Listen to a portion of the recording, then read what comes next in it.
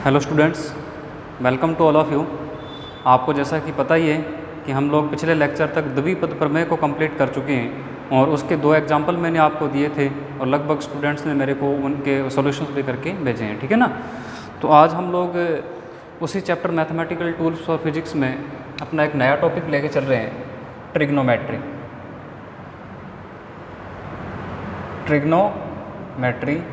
और हिंदी में इसको बोलते हैं अपन लोग त्रिकोणमिति। क्या बोलते हैं हिंदी में इसको? त्रिकोणमिति।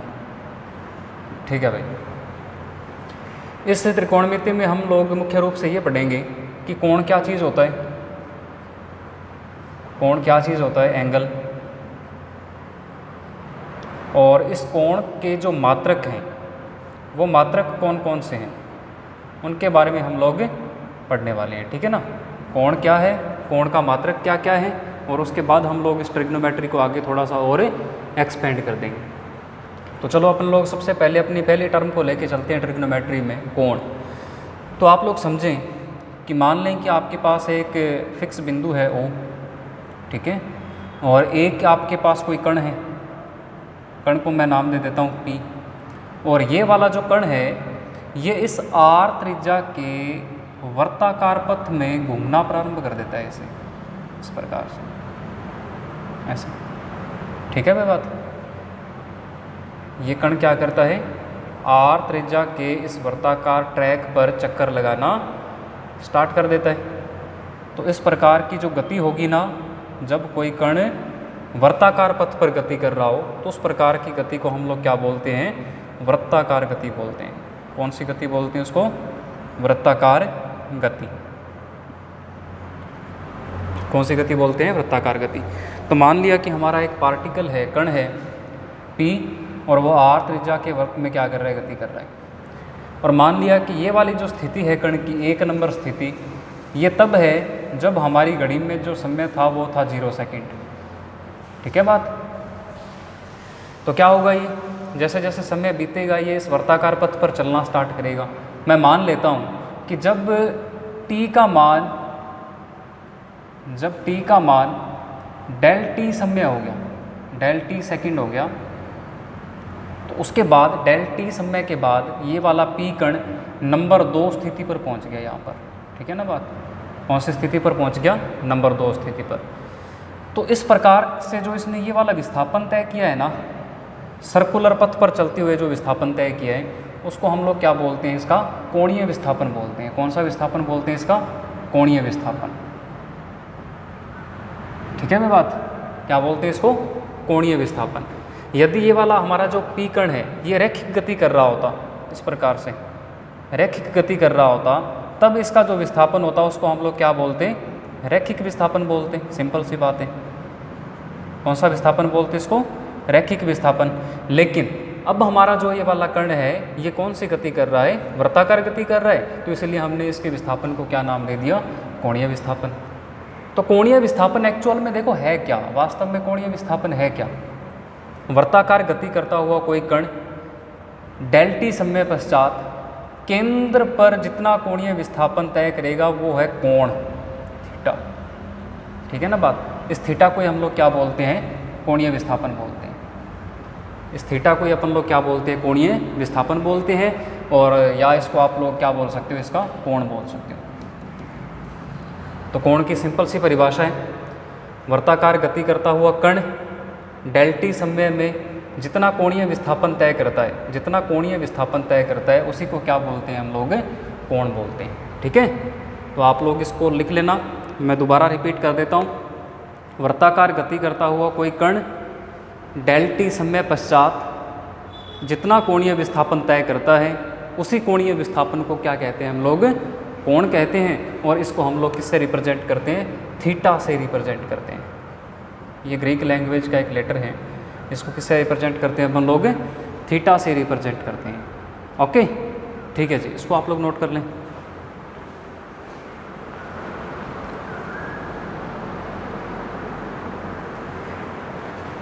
ठीक है भाई।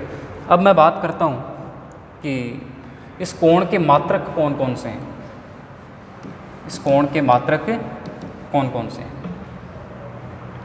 तो हमको इतना पता है कि यदि हमारा पार्टिकल P इस वर्ताकार ट्रैक पर गति करे, इस प्रकार से इस वर्ताकार ट्रैक पर गति करे, तो हम लोग जब इसका एक चक्कर कंप्लीट हो जाएगा, ऐसे वर्त पर चल के ये वापस कहाँ पर पहुँच जाएगा, इस पॉइंट पर पहुँच जाएगा, तब हम लोग इसका कितना कोणीय विस्थापन बनाते हैं उसको बोलते हैं 2 पाई। ठीक है ना, कितना बोलते हैं उसको, 2 पाई बोलते हैं।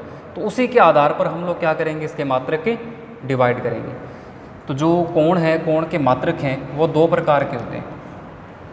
कितने प्रकार के मात्रक होते हैं हमारे पास, 2 प्रकार के मात्रक होते हैं। मात्रक का मतलब जिसके अंदर मापते हैं, जैसे द्रव्यमान आपके पास है तो आपको पता है कि द्रव्यमान को या तो हम लोग किलोग्राम में मापेंगे या किस में मापेंगे, ग्राम के अंदर मापेंगे।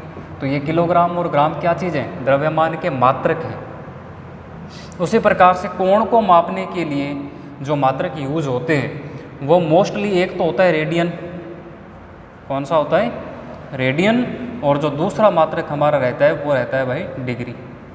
एक होता है रेडियन और दूसरा कौन सा होता है, डिग्री। अपने फिजिक्स में बात करें तो सबसे मोस्ट इंपॉर्टेंट मात्रक कौन सा है, कोण का, रेडियन। सारा काम रेडियन में चलने वाला है। ठीक है बात। तो हम लोग 2 मात्रक डिसाइड कर लिए, डिग्री भी इसका मात्रक है कोण का और रेडियन भी किसका मात्रक है, कोण का। लेकिन हमें जो मोस्ट इंपॉर्टेंट चीज़ चाहिए, इस डिग्री में और रेडियन में संबंध क्या होता है, हमको वो चाहिए। यदि मैं डिग्री और रेडियन में संबंध ज्ञात कर लेता हूँ तो मैं क्या कर पाऊँगा, उससे मैं रेडियन को डिग्री में और डिग्री को किस में कन्वर्ट कर पाऊँगा, रेडियन में कन्वर्ट कर पाऊँगा। ठीक है ना। तो चलो हम लोग इसमें संबंध फाइंड करते हैं, रेडियन और डिग्री में संबंध। हेडिंग हमारी क्या है, रेडियन और डिग्री में संबंध। देखो इसको फाइंड करने के लिए आप क्या करोगे, इसको फाइंड करने के लिए आप ऐसा लिखें कि एक चक्कर में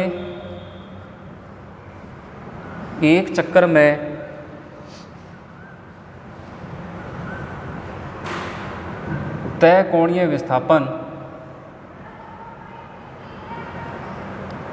विस्थापन या कोण ये बराबर होता है 2 पाई रेडियन की। ठीक है ना बात, कितने के बराबर होता है ये, 2 पाई रेडियन। ये बात याद रख लें आप लोग। जैसे हमारा कण यहाँ P से चले और एक वृत्त के चक्कर को पूरा करके वापस कहाँ पर आ जाए, P पर, तो कितना कोणीय विस्थापन या कोण वो बनाएगा, 2 पाई रेडियन बनाएगा। ठीक है। और आपको पता है कि एक चक्कर कंप्लीट करने में कितने डिग्री कंप्लीट हो जाते हैं, कितने डिग्री कंप्लीट हो जाते हैं, 360 डिग्री। तो सेम मैं इसी प्रकार से लिख रहा हूँ, एक चक्कर में कोण बराबर 360 डिग्री, 360 डिग्री, मतलब एक चक्कर में कोण 360 डिग्री। और उसी एक चक्कर में यदि कोण देखें रेडियन में तो वो कितना आएगा, 2 पाई रेडियन। देखो ये भी ऊपर वाला 2 पाई भी क्या चीज़ है, एक चक्कर में क्या है, बनाया गया कोण है, और 360 डिग्री भी क्या है, एक चक्कर में बनाया गया कोण है। तो दोनों को आप लोग बराबर रख सकते हो। इसका मतलब 2 पाई बराबर होता है कितने, 2 पाई रेडियन। 2 पाई रेडियन बराबर होता है कितने के, 360 डिग्री के। ठीक है बात। 2 पाई रेडियन किसके बराबर होता है, 360 डिग्री के। मैं इसको ऊपर लिख रहा हूँ यहाँ पर। अब इसको ऐसा लिखा जा सकता है, 360 गुणा 1 डिग्री बराबर कितना पड़ा हुआ है, 2 पाई रेडियन। ऐसा लिख सकते हैं अपन लोग इसको। 1 डिग्री को आप लोग रख लो इधर साइड, 1 डिग्री बराबर आ जाएगा 2 पाई और 360 इसके बटा में चला जाएगा। और इधर साइड क्या पड़ा हुआ है, रेडियन। 2 से ये कैंसिल किया तो कितना आया हमारे पास, 1 डिग्री बराबर होता है किसके, पाई बटा 180 रेडियन के। ये दोनों में हमने क्या निकाल लिया, संबंध निकाल लिया कि जो 1 डिग्री है वो कितने के बराबर होता है, पाई बटा में 180 रेडियन के बराबर होता है। ठीक है। उसी प्रकार से जो 1 रेडियन है वो इसका उल्टा हो जाएगा, 180 बटा में पाई। 1 रेडियन को यहाँ से रख लो आप लोग, रेडियन को रख लो, इधर साइड आ जाएगा ये 180 बटा में पाई और ये डिग्री। ये हमने रिलेशन फाइंड कर लिया अभी। इन दोनों समीकरणों से अपन लोग क्या कर सकते हैं, डिग्री को रेडियन में और रेडियन को किस में कन्वर्ट कर सकते हैं अपन लोग, डिग्री में कन्वर्ट कर सकते हैं। जैसा कि मैं आपको एक एग्जांपल बता देता हूँ। और 2-3 खुद करने के लिए देता हूँ। एग्जाम्पल इसका ये है कि 90 डिग्री को रेडियन में बदलिए। 90 डिग्री को किस में बदलिए? रेडियन में बदलिए। तो इसके लिए देखो क्या करना होगा, अपने को किस में रिलेशन चाहिए? डिग्री को किस में बदलना है? रेडियन में। तो डिग्री को रेडियन में बदलने के लिए हमारे पास ये फॉर्मूला है। तो आप लोग देखो क्या करोगे, 90 इसको लिख दोगे साथ में 1 डिग्री, ठीक है। 90 डिग्री किसके बराबर होता है? 90 गुणा 1 डिग्री, क्योंकि 1 को 90 से गुणा करेंगे तो 90 डिग्री बनने वाला है। और 1 डिग्री रेडियन में किसके बराबर है? देखो सूत्र के अनुसार, चूँकि 1 डिग्री किसके बराबर होता है? पाई बटा में 180 रेडियन। तो मैं इस 1 डिग्री की जगह क्या रख देता हूँ? ये वाली वैल्यू रख देता हूँ। तो देखो 90 डिग्री बराबर आ जाएगा 90 गुणा 1 की जगह मैंने कितना रखा? पाई बटा में 180 और साथ में क्या है इसके? रेडियन। 90 से 180 को कैंसिल कर दिया, 2 पे कैंसिल हुआ, तो 90 डिग्री किसके बराबर आया? पाई बटा में 2 रेडियन। पाई बटा में 2 रेडियन। तो ये हमारा एक एग्जाम्पल था। अब आपको कुछ एक एग्जाम्पल मैं खुद करने के लिए दे रहा हूँ, घर से करने के लिए। फर्स्ट एग्जाम्पल आपका है 30 डिग्री को रेडियन में। कैसे बदलना है? 30 डिग्री को रेडियन में। फिर आपको बदलना है 45 डिग्री को रेडियन में। 45 डिग्री को रेडियन में। फिर आपको क्या करना है? 270 डिग्री को रेडियन में। 270 डिग्री को रेडियन में। फिर आपको क्या करना है? 3 पाई बाय 2 को 3 पाई बाय 2 रेडियन को 3 पाई बाय 2 रेडियन को डिग्री में, ठीक है। 3 पाई बाय 2 को डिग्री में। 5 नंबर पाई रेडियन को डिग्री में। पाई रेडियन को डिग्री में। ये 5 सवाल हैं, ये आपको घर से करके और इनके आंसर मेरे को भेजने हैं, ठीक है भाई। ओके।